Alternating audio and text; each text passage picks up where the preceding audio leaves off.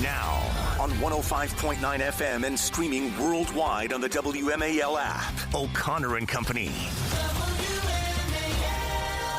It is 5:07. It's O'Connor and Company on a beautiful Tuesday morning in your nation's capital. And I say beautiful without actually having the benefit of necessarily being outside in the beautiful weather, because it can be beautiful in Washington, D.C. without there being sunny skies, without it being 74 degrees, without cherry blossoms. It's beautiful because you're here and because you've woken up and you've decided to seize this day with gusto. And that's what, and you're going to continue to make it beautiful. All right, that's your morning affirmation. Do with it what you will. It's 6:35. Mark Krikorian, Center for Immigration Studies, on the continuing unfolding chaos in Los Angeles. At 7:05, Dr. Robert Malone will join us. And at 8:35, Representative Jim Jordan, Chairman of the Judiciary Committee. It's Larry O'Connor alongside Julie Gunlock. Good morning, Julie. Good morning. A couple of things I want to say. I want to take a quick peek at the Virginia governor's race, as we have a primary coming up, and we're talking to the candidates who were involved in the contested primary. But for a lot of the seats, especially the statewide seats like governor, lieutenant governor, and attorney general, there are no primaries. We know who the candidates are going to be. Winsome Sears, the lieutenant governor of this great state, will be the nominee for governor for the Republicans. She'll be running against Abigail Spanberger for the Democrats, uncontested. And I just want to point out that Virginia voters right now should be looking at this race through the prism of Los Angeles, California. This is not about the state budget. This is not about taxes. This is not about spending. That in a lesser way, it's about other California policies like the transgender rights, the kids in Loudoun County, the boys who were getting persecuted because they dared to stand up and say, I'm not comfortable with a girl in my locker room. That's also California values. That's also Gavin Newsom priorities. That's what's funding the Spanberger campaign right now, by the way. But ultimately, every single thing that you're seeing play out right now in California, every Virginia voter should be thinking to themselves, Julie, well, if this were happening in my state, what would my governor do? That's it. Right. The last time a Republican won wasn't too long ago. It was 4 years ago. His name was Glenn Youngkin, and we were coming off the COVID pandemic. And there were two major issues in that campaign against Terry McAuliffe. One of the issues was, let's open up our state again. And whenever given the opportunity, Glenn Youngkin would say, listen, if I were making decisions in this state, I would do it more like Ron DeSantis in Florida than I would Gavin Newsom in California. And Virginia voters said, thank you, hallelujah.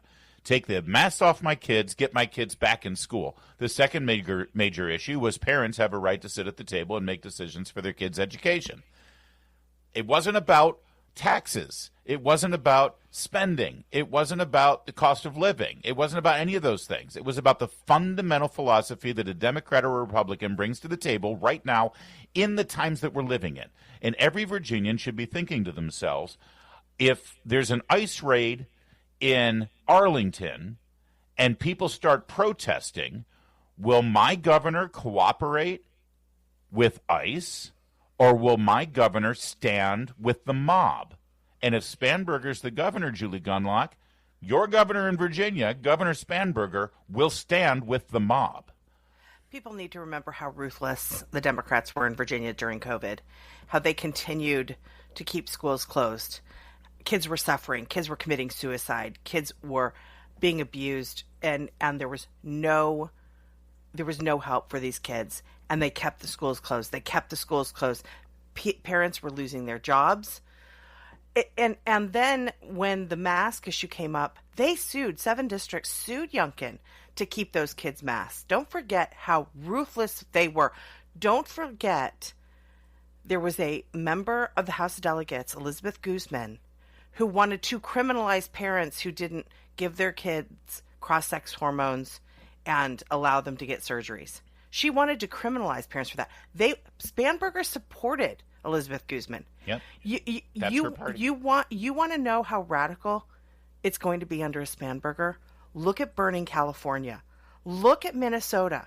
Look at how look at Colorado, how they've stripped parents of their legal rights over their children. We are going to walk right back to where we were before Youngkin came in. Laura Ingraham last night on Fox News, it's funny that it's important that issues that affect us right now become a national issue. A lot of times, I always remark to people when we talk about what we do on this program and on the station, it's like you ask somebody in Seattle, Washington, have you ever heard of Loudoun County School Board? And they're like, oh, yeah, we know all about the Loudoun County School Board. Yeah, it's because the stuff that happens in our backyard becomes national issues very quickly. And national issues become relevant in the elections that are going on in our backyard. Laura Ingraham on Fox News last night brought it all home as while we're watching the playbook, and this is a playbook. It is funded, it is orchestrated, it is supplied, as we will tell you later in the program, as Alex Michelson, the local Fox anchor, Fox 11 in Los Angeles, their cameras caught a truck rolling up with brand new, right out of the box riot gear for the mob in the street. Yep. Not for the cops, for the mob. They got resupplied last night out of a truck, and they caught it on camera. This is a playbook, and that playbook is coming to our backyard. Here's Laura Ingraham. Oh, that's not Laura Ingraham. I got way too excited. Here's Laura Ingraham. Well, they do call it the City of Angels. Yeah, if this is how angels conduct themselves.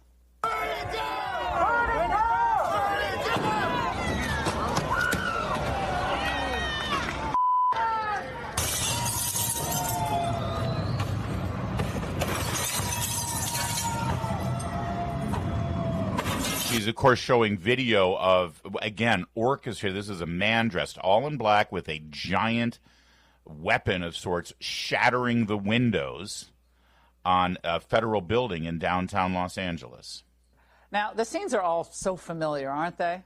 The Mexican flag flying proudly, the verbal taunts of law enforcement.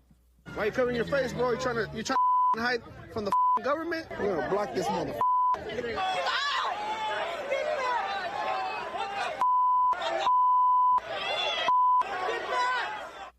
The printed signs with focus group tested slogans, so tedious. Oh, of course, the masks, as Bill referenced, covering the faces of all the proud protesters. It's also legitimate. Why are they covering their faces? Well, seeing the destruction of the past 72 hours, President Trump has sent in all those Marines that Bill referenced to protect federal buildings in L.A. So rather than thanking the president for helping out, L.A. Mayor Karen Bass and Governor Gavin Newsom blamed Trump for escalating things. Well, the Marines are stationed nearby, and so we already have the military in our midst. But I really think we need to go back and look at norms and look at what policies and laws actually are, because I think the thing that is challenging in this administration is that you don't know where the line is. You don't know where the line is. She wouldn't know. She wouldn't know how to get to from A to B if her life depended on it. All right, we've got more on this monologue and more about why this playbook that we're seeing play out and the narrative that's being created, that this is all Trump's fault because he's reacting to and trying to prevent further mayhem. The chaos was already there, and they're saying Trump is causing the chaos by reacting to it to bring security because that governor, that Democrat, who Abigail Spanberger will fashion her gubernatorial career off of, is completely on board and on the side of the mob. More on that in just a moment and why this is so relevant to us right here in our backyard in a moment.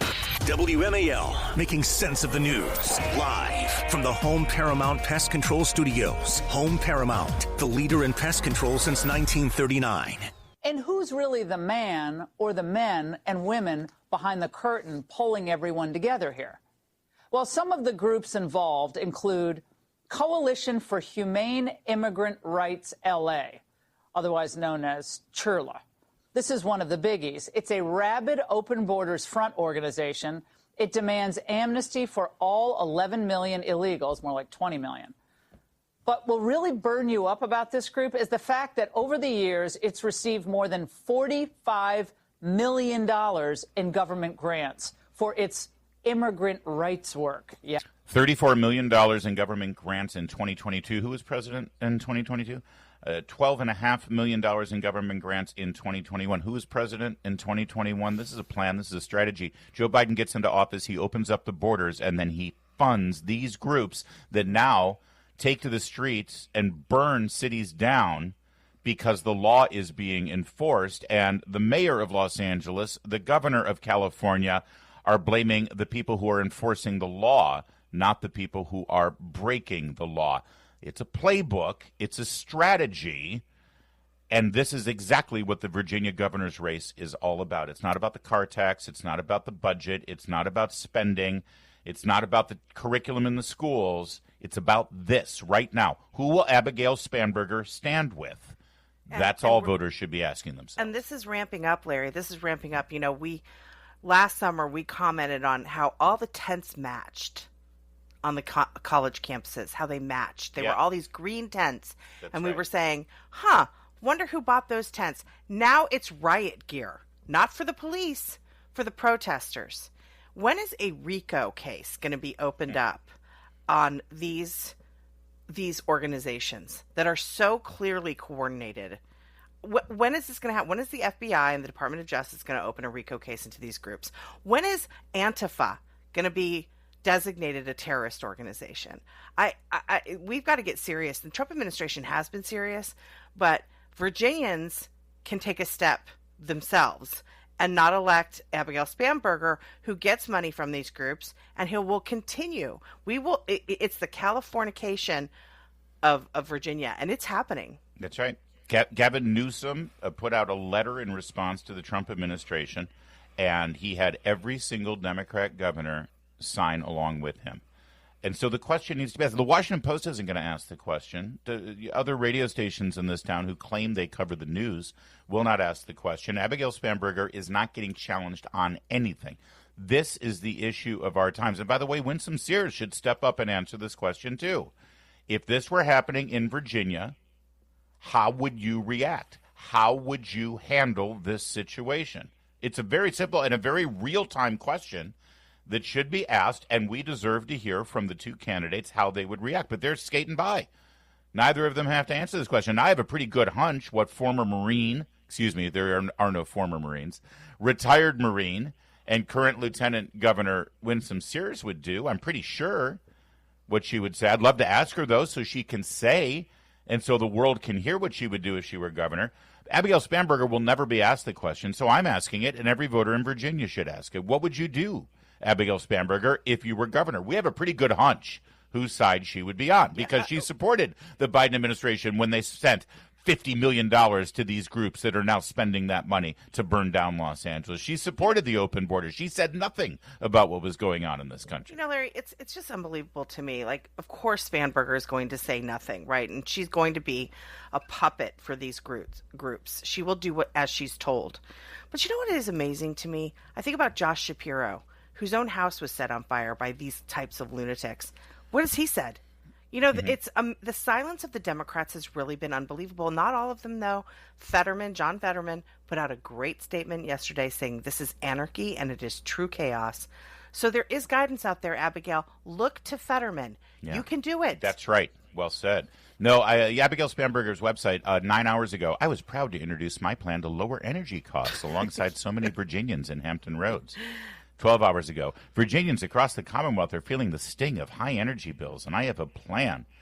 13 hours, Virginians are rightly concerned about the cost of rapidly growing energy demand. Apparently, It was Energy Day yesterday. Well, is that what everyone cares about right now, as all eyes are on the destruction of a city, the well-orchestrated destruction of a city? Here's a little bit more from Laura Ingraham last night. Any of our laws, and I mean any of them. And Biden and Mayorkas, they basically tacitly agreed. They opened the border and they gave benefits to 10 million illegal aliens. The goal?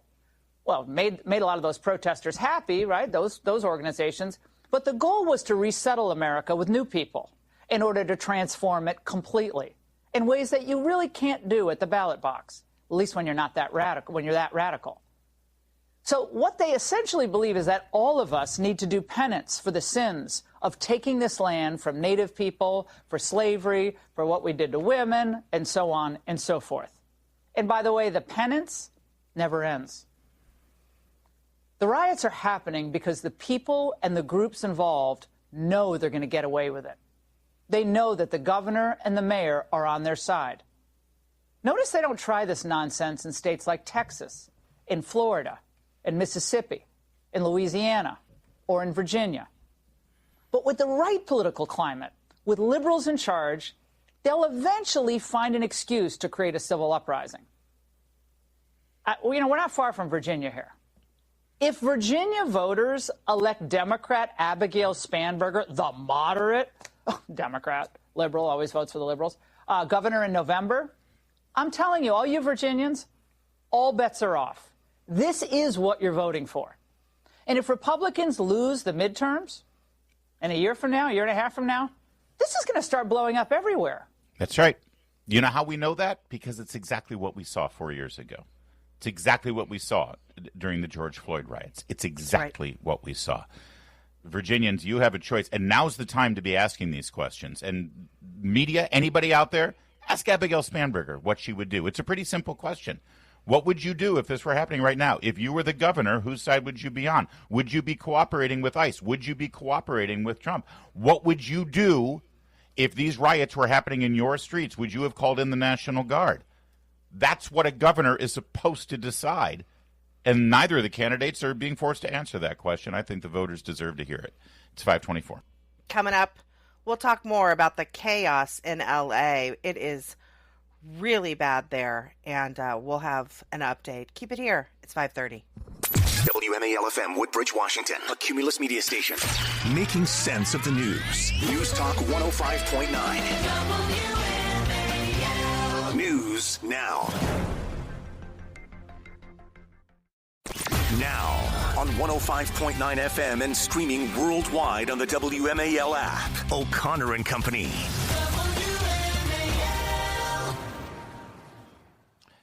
Greta Thunberg is home in Sweden. She was deported out of Israel. They should have kept her for a while. They should have held her.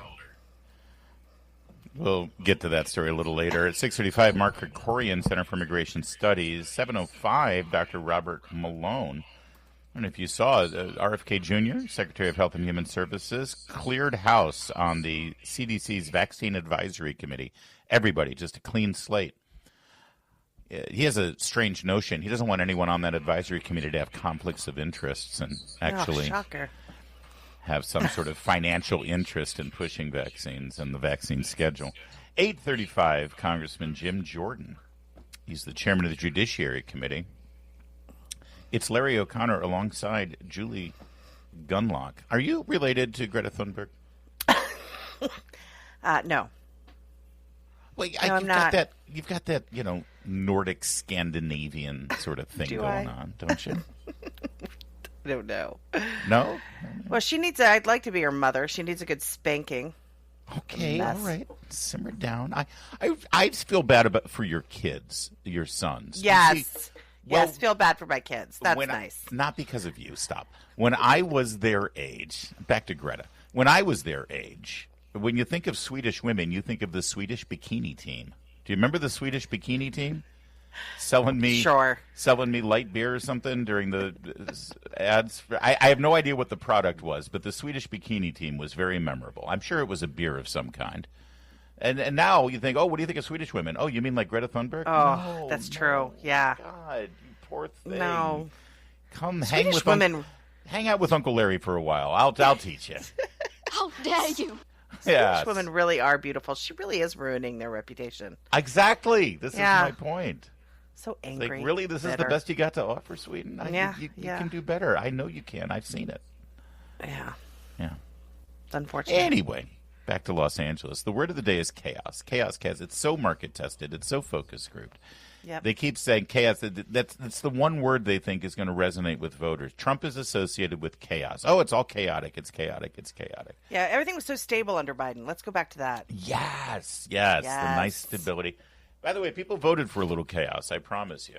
Yeah. But this chaos, frankly, this Trump administration is like a well-oiled machine compared to the first Trump presidency, where they were scrambling half of the time because of the Russian collusion sword hanging over everybody's head that worked in that White House. People didn't even take a job in that White House because they thought they were going to be subpoenaed, impeached, and imprisoned because of the fake Russian collusion hoax. Yep. They're actually going about their business in a very deliberate way right now, I think. Much of that has to do with Deputy Chief of Staff Stephen Miller, who is spot on all of these issues.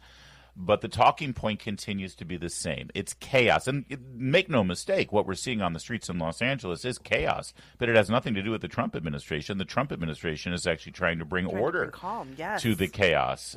Here's the mayor of Los Angeles.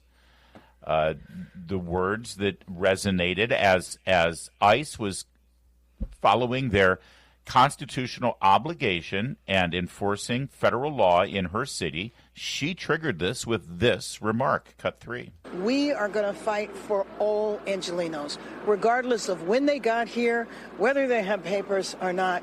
We are a city of immigrants, and this impacts hundreds of thousands of Angelenos. In other words, we're going to stand in the way of ICE, and that gave the green light to people that it's okay to resist arrest. It's okay to push the cops. It's okay to throw concrete blocks because the bad guys here are the federal agents. So Tom Homan says, Mayor Bass, Governor Newsom, you impede our officers' ability to do their job, executing a court-ordered warrant. You will be arrested, too, because that's a violation of the law. Here's Gavin Newsom responding. Cut 4. Get your hands off these poor people. They're just trying to live their lives, man. Trying to live their lives, paying their taxes. Been here 10 years. The fear, the horror. The hell is this guy? Come after me, arrest me. Let's just get it over with. Tough guy. You know, I don't give a but I care about my community. I care about this community. What are they doing? These guys need to grow up. They need to stop. And we need to push back. And I'm sorry to be so clear, but that kind of bloviating is exhausting. So, Tom, arrest me. Let's go. There you go. There's that market-tested cussing, right? That's right. Just stick a cue. It's very David Hogg, right? Just sticking a few cuss words. Makes you look tough. You like right. to look He's tough. a tough guy. Yeah. His city Maybe is stop burning. Putting so much gel in your hair. That might help. Donald Trump was asked about that and about Tom Homan's threat of arresting Gavin Newsom. Gavin Newsom he's daring Tom Homan to come and arrest him. Should he do it? I would do it if I were Tom. I think it's great. I would do it if I were Tom. I think it's great. As you heard Marine One there, drowning out much of the ambient solitude. It would be great. Wouldn't it be great? Yeah. Great? Yes and no. It makes him into a martyr. It escalates. Here we go. This is unprecedented. A governor being arrested. Is there a way that he could share a cell with Greta? I mean, seriously. Come on. That would be... It's 5:43. WMAL, making sense of the economy because it's your money and your retirement. Download the WMAL app to stream us for free. So, Tom, arrest me. Let's go. That's your tough guy, Governor Herjel there. It's all a show. It's a reality show starring Gavin Newsom. He's running for president, of course. So, yes, we should all be watching this in terms of the Virginia governor's race, but certainly for your presidential race as well. I think the Babylon Bee had a hilarious headline showing the picture of the masked thug with the Mexican flag standing atop a car burning in the streets of Los Angeles. And it said, ICE protesters shoot Republican campaign ad for 2028. It's true. It is a campaign ad. Maxine Waters, by the way, congresswoman from Los Angeles, her claim to fame when she was a rising young congresswoman was marching through the streets of South Central Los Angeles after the Rodney King riots, screaming, "No justice, no peace."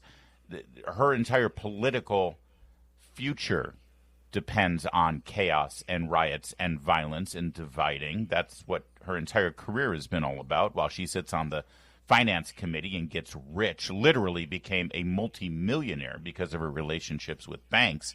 Here she was yesterday egging on the violence. I came down here to the detention center to see if I can find out what is happening with David Huerta. He is one of our leaders in organized labor, head of a local SEIU union.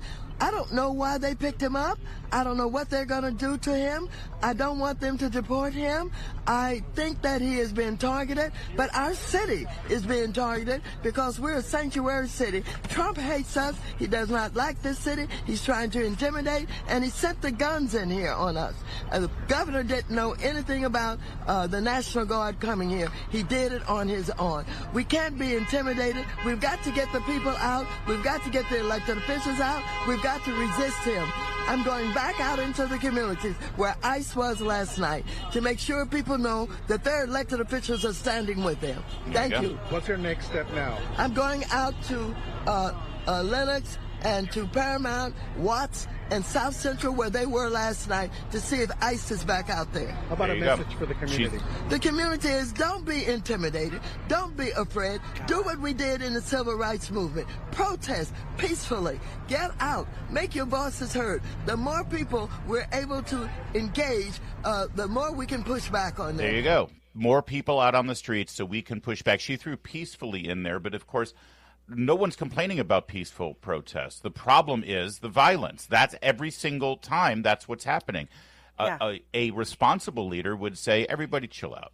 Leave this to the elected officials. We don't need more people on the streets. It's funny, she said Trump's targeting our town because we're a sanctuary city. Just so you know, that's not a thing. That's not a legitimate thing that the federal government is required to acknowledge, that you've decided you've become a sanctuary.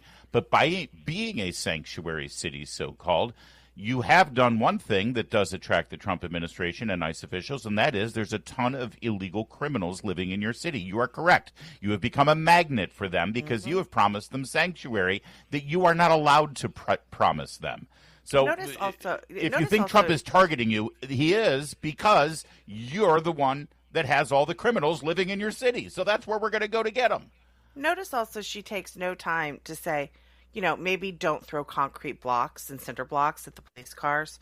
Do not target the police for injury. Do not try to don't set things on fire. Yeah. There's she in no way tries to calm these, and it doesn't matter. I mean, these people are organized. They have a job. They know what they're supposed to do.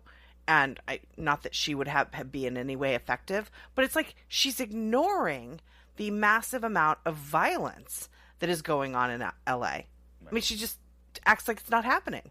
Well, she likes it. She wants it. I know. This is where they keep their power, especially if they can blame the boogeyman. It's actually exactly like the playbook for Hamas, if you think about it. Yeah. Hamas launches terror attacks.